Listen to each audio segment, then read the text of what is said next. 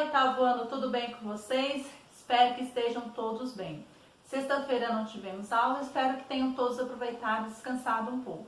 Hoje nós iremos trabalhar tanto no livro didático como no livro de atividades e serão algumas atividades mais resumidas para que vocês possam estar respondendo todas as atividades avaliativas na plataforma de língua portuguesa, redação e língua inglesa que estará disponível na plataforma para vocês. Então, que vocês tenham mais esse tempo para estar respondendo aí essas atividades e que possamos estar, para que possamos estar fechando a nota de vocês. E também não se esquecendo de estar fazendo as publicações da atividade de hoje, que será contabilizada para o fechamento da média de vocês do terceiro bimestre. Então, nós vamos falar no livro didático, unidade 9, teatro e invenção dramatizada do acontecimento. Então, eu vou fazer aqui comentários diretamente no livro, já fazendo a leitura e explicação dos exercícios propostos para a aula de hoje.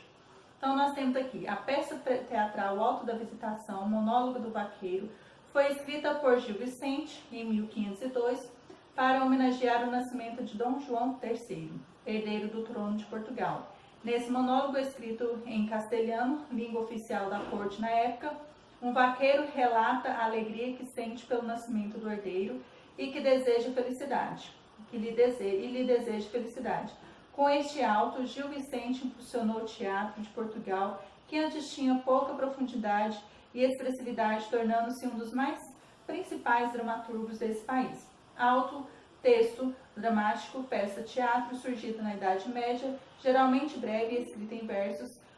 Conteúdo pode ser religioso, de caráter moralizante ou profano, com a intenção de satirizar ou criticar a sociedade. Então, nós temos uma fala aqui de Alfredo R. Gameiro. E aqui nós vamos falar um pouco sobre o teatro. E aqui nós temos um pouco, neste quadradinho, em retângulo branco, sobre a vida de Gil Vicente. Vocês vão ler aí. E aqui nós temos aqui teatro. Nós temos alguns exercícios relacionados, mas não iremos falar aqui, mas aqui. A palavra teatro tem origem grega, theatron, revela uma propriedade esquecida, porém fundamental dessa arte. É o local de onde o público olha para uma ação que lhe é apresentada num outro lugar. Por sua vez, o teatro possibilita um ponto de vista sobre um acontecimento, um olhar, um ângulo, uma visão. Então, nós temos aqui, vamos ler este outro informativo aqui. Por meio da comédia e da sátira, o teatrólogo português Gil Vicente criticava o povo, o clero, os comerciantes e a nobreza, apontando o que havia de errado na sociedade de sua época. Utilizando-se do humor, tinha como propósito o resgate da ética e dos bons costumes. Ok? E aqui nós temos o exercício número 4, não iremos fazer, tá? Então, nós temos aqui este outro informativo aqui que nós iremos ler, que é da página 51. O teatro busca as respostas para os questionamentos sobre o que é o mundo, o homem, a relação do homem com o mundo e com os outros homens. Juliana Cavazzini, tá? E aqui nós temos outro autor chamado Bertolt Brecht. Então, vocês façam também a leitura sobre este autor aqui. Aqui também nós temos mais informações, um outro exercício que também não iremos fazer, tá? E aqui nós temos neste outro informativo aqui em cima.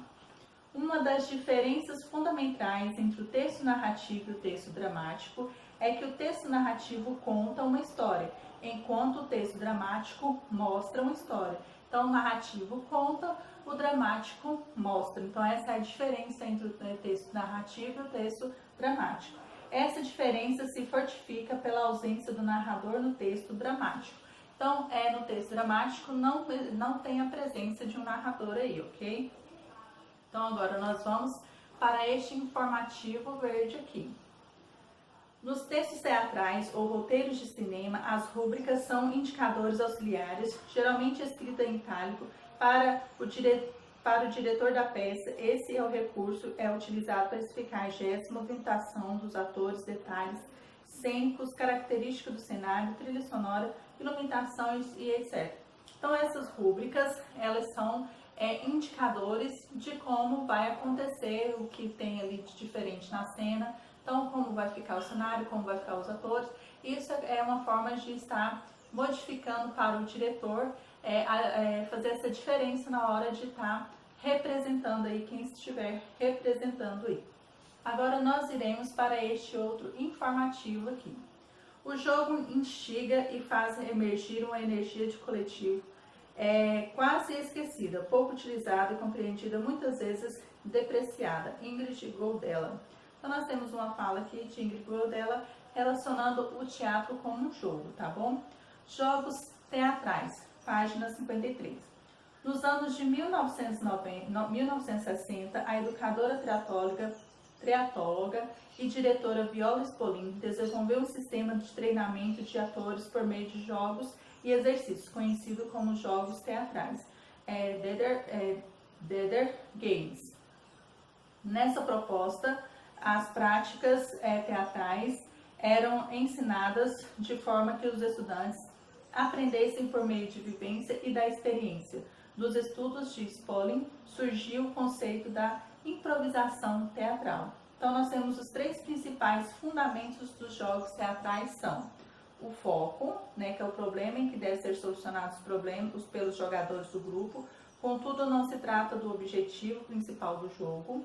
Instrução, palavra-frase do comando que guia os jogadores para que permaneçam atentos ao foco. E avaliação, 3, avaliação, momento em que o desempenho dos jogadores é avaliado, concentração, autocorreção dos movimentos, criatividade e etc. A avaliação proporciona oportunidade de crescimento, aprimoramento e reflexão. O exercício, tá? Exercício número 6, não iremos fazer. Também o exercício, nós vamos começar aqui fazendo a leitura, tá? O exercício 7 também nós não iremos fazer. Então aqui, para que possamos fazer, nós vamos começar a fazer o exercício a partir do exercício número 9. Mas vocês vão ler para mim o texto, Todo o Mundo e Ninguém, tá bom? Então vocês vão ler este texto de Todo Mundo, que tem por título Todo Mundo e Ninguém. Então vocês irão fazer a leitura, tá? Então nós temos aqui, em Alto da Lusitânia, escrita em 1532, Gil Vicente especula a origem mitológica de Portugal, de acordo com a peça Lusitânia, filha dos deuses Sol e da ninfa Lisibea. Desperta a paixão do cavaleiro Portugal. Embora pareça um episódio isolado do restante da peça, o trecho Todo Mundo e Ninguém descreve uma cena ocorrida no encontro de Lusitânia e Portugal, do qual participam dois diabos, Beelzebub e Dinato. Eles escutam a conversa entre os personagens Todo Mundo e Ninguém. Então nós vamos ler este informativo aqui, tá?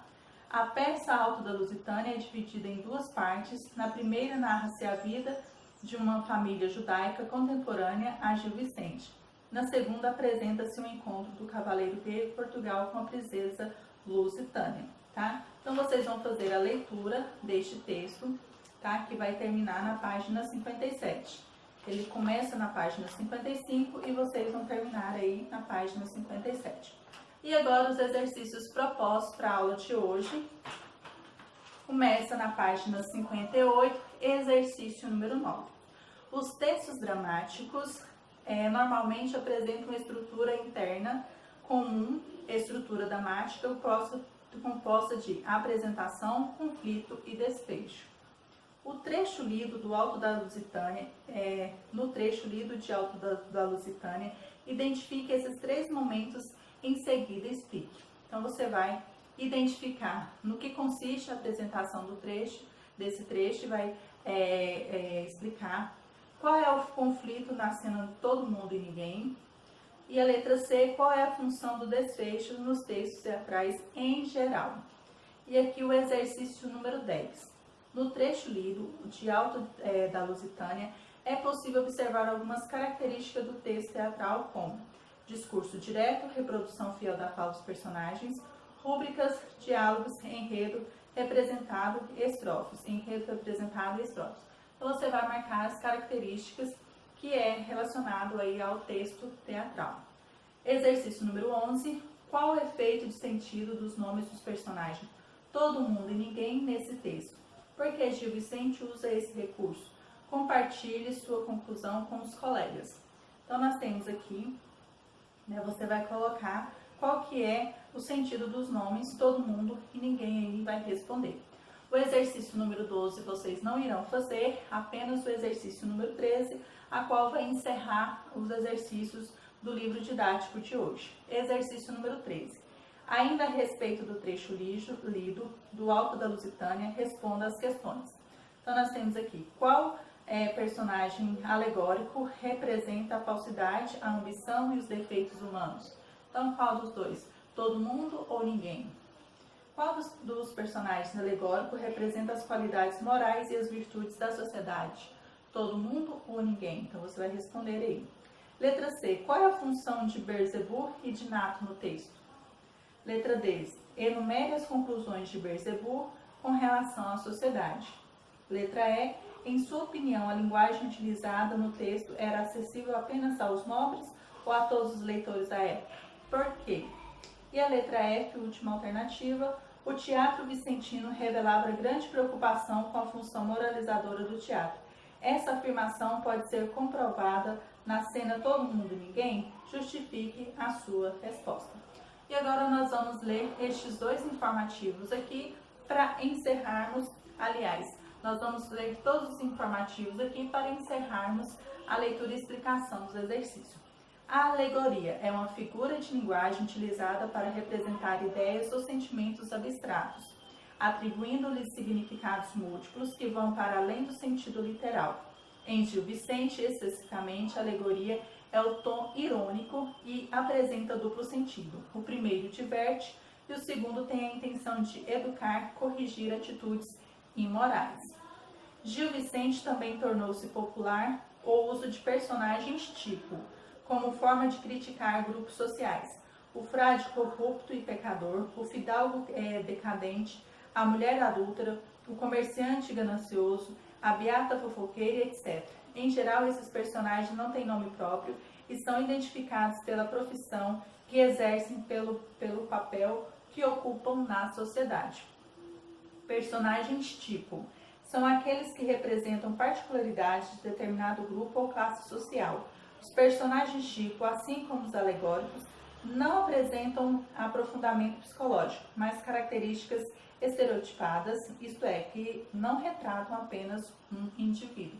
Então, geralmente, ele retrata outras características aí, não apenas uma, mas outras características aí dentro de um indivíduo só, ok? E aqui nós encerramos a leitura e explicação, né, falando um pouco sobre o teatro.